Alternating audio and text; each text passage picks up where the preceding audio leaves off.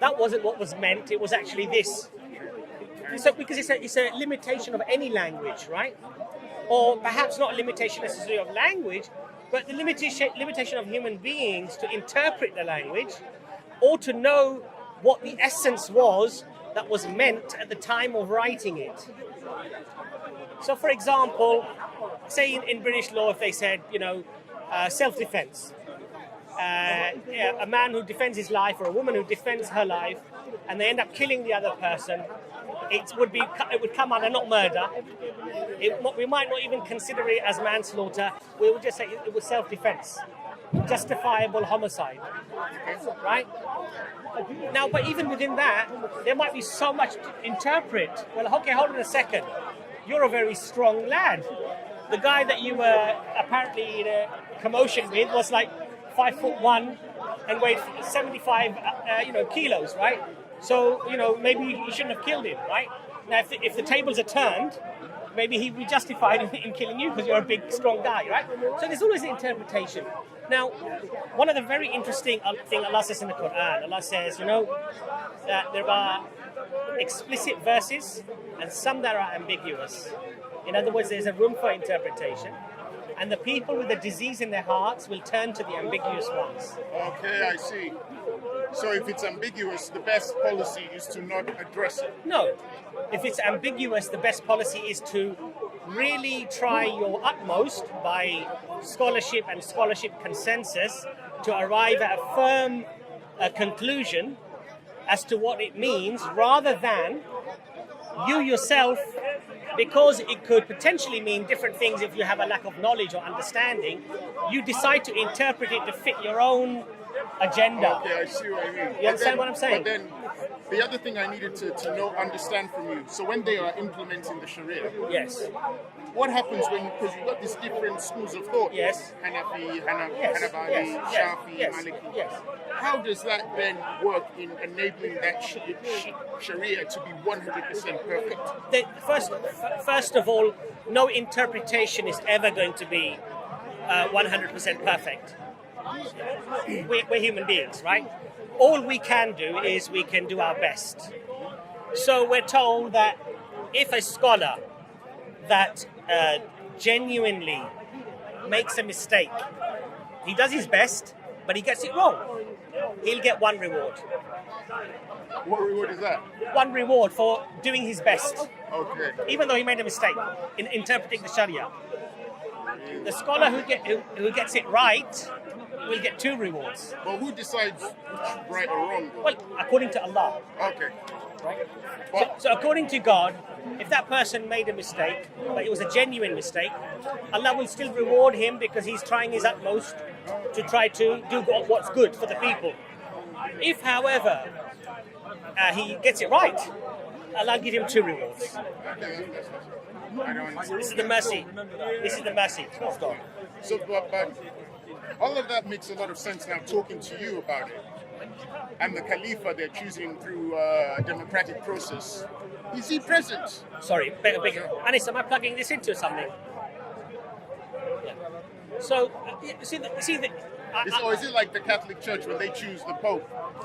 No. So what would happen is, when, for example, the Prophet Muhammad, peace be upon him, died, a group of the most knowledgeable companions who were regarded by the people to be the most competent and religious, they did a shura and they decided a meeting.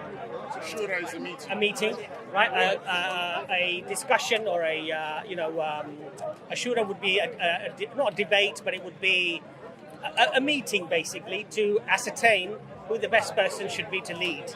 Oh, right. So they chose Abu Bakr radiallahu anhu. When he died, another group came and they decided it should be Umar Khattab radiallahu anhu. When he passed away, another group was formed and they chose Ali radiallahu anhu, the Prophet's nephew, right? And that group, how do they come into fruition? The people choose them, or who chooses them? So effectively, it would be the people who would decide that you are the best, really, to lead us. So, for example, in Islam, the way that democracy works, or the way the will of the people works, is that if I live in a town called, say, Redbridge, we would call a meeting for the people of Redbridge to come, and we would put forward who we think is a good person to represent us in Redbridge. Okay? If I chose you, I said, this guy is a very upkeep, he's very honest, decent, he's very educated. I think we should choose this person. If the group decide that this person is good for us, you will then go to the Shura meeting of all of those who've been elected, and then you amongst yourselves will decide who the Amir should be for the whole group, for the whole country. Now, if you're not doing your job, the group can form again and say, look, he's not doing his job, he's done this wrong, done that wrong, we don't want him anymore, we want this person. They choose another person, that person then becomes your local representative. All of the local representatives would meet and they would then decide who the Khalif should be. So in choosing, they're going through a democratic process to choose. But the problem with democracy is when I say democracy, I don't understand what you're saying. It's the will of the people. Okay. The problem is in Islam, what we say, for example, is anyone, the Prophet ﷺ said, who stands up to be elected, wants leadership, craves, desires leadership, should not get it. Because usually the one who craves it is not the best person. So it's the one who doesn't want it who will be chosen. And in fact, Umar Khattab radiallahu anhu, he said, I don't want the Khalifat. I don't want the leadership. It's a big responsibility. And they said, Amir al-Mu'mineen, there is nobody left. We want you. They literally forced him to accept it. And this is a sign of a good leader. Because he realizes that the responsibility that's on my shoulders and the accountability to God is so great, and I have to be so squeaky clean that, I don't want this responsibility. And those are usually the best people to lead you. So when he's then chosen as the Khalifa, who has the real power within the Sharia? Is it the selected group of elders, scholars who chose the Khalifa? Or no, the Khalifa would make the final decision. He makes the final decision. But he would obviously do, in Islam is a sunnah. The Prophet Muhammad ﷺ said that when you do things, do it with mashwara, do it with a discussion between people that you trust, that are good and intelligent. Take advice. And the Prophet's sunnah was, even on small matters, take advice from two people that you trust on a matter. Because it may be that, they will bring things to light that you did not realize or appreciate. And in fact, now we've realized, even through social sciences and science, that boardroom meetings or meetings often have a real purpose in directing what strategy you apply. And often one man at the top who just makes all the decisions, it gets messy. Okay, that's very good to know. So even these group of men, what do they call these scholars coming together? They would just be, I don't know the Arabic word that you would use for them, but they would be among the elders, the educated, the scholars of the time, and the people would recognize them that, mashallah, these people are the scholars of the time. And mashwara, or taking advice or discussing, is a great tradition within Islam. Because it often, the conclusions you arrive at will be far more robust, far more sensible, because you may be a little bit rushed to make a decision, and somebody may say, well, have you thought about this? And you think, actually, I didn't. So it can make a very big difference.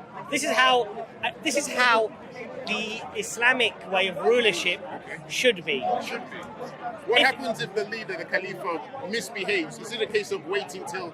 Because he doesn't have in the world of democracy, a prime minister will be in charge for a while, then there'll be another election, and in America, the president can only stay for 2 terms. The Khalifa, can he stay for as long as he wants? No. Okay. If he does something wrong, they can call a consensus and they can say that what he's done is completely unjust, is haram in Islam, and I think we need to get rid of him, we need to get somebody else in. You don't have this fixed 10 years that, he's going to be... Now, I appreciate people who are going to be hearing this are going to say, but that's not how the Muslim world at the moment is being run, right? But that's not Islam. Islam is the perfect rule of God. Human beings are not perfect. Throughout history, we've had Muslim leaders as well who've been tyrants. They've abused their own people, they've abused people around them. Okay? They wage war within their own people. But corruption is a trait within human beings, not in God, not God's principles, not God's rules. إلهي واسع الكرم ورب البيت والحرم إليك أتيت منكسرا منيبا أغبر القدم